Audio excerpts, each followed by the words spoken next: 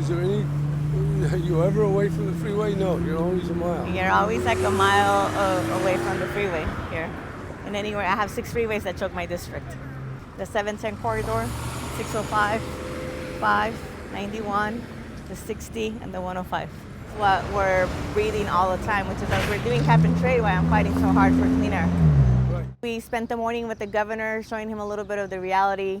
When we're talking about toxics, when we're talking about air pollution, when we're talking about cars and transportation and how they affect our day-to-day life, and most importantly, how they affect our health, our ability to go outside and play, our ability to go outside and exercise and be healthy. And so we did a little tour in parts of my district. We visited areas that are affected by the freeways, by the rail yards, by industrial polluters.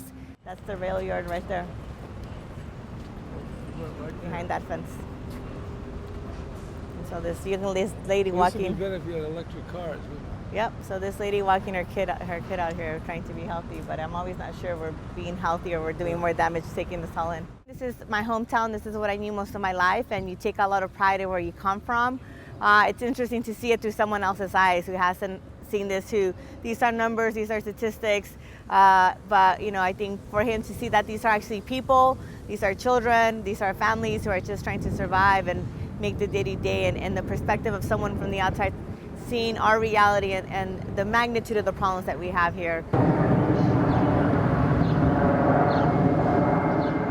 And we had a small little roundtable with community members and activists who have been championing these issues long before I have, who wanted to share a little bit about their experience, talk about the problems they see, and more importantly, be part of drawing the solutions to move our communities forward. Our biggest challenges have been the contamination of 110,000 properties in the southeast area of Los Angeles in six different cities. These organizations are forgetting to even pay attention to the problems in these communities.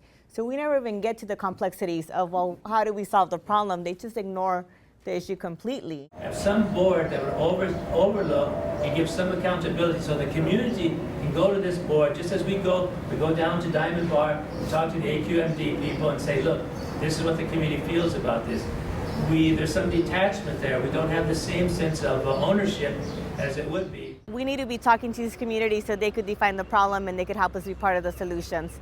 And I think that's a paradigm shift. We always tell people these are your problems, these are the solutions, and this is all we're going to focus on. And we see it. Our agencies, our policies have left these communities behind generation after generation, and the damage and the impact only gets greater and greater. And so it's a critical point. If California is going to keep leading the way for the world and everyone's looking at us, we need to show that we could lift up all Californians and protect all Californians and not leave these communities behind like we have done traditionally.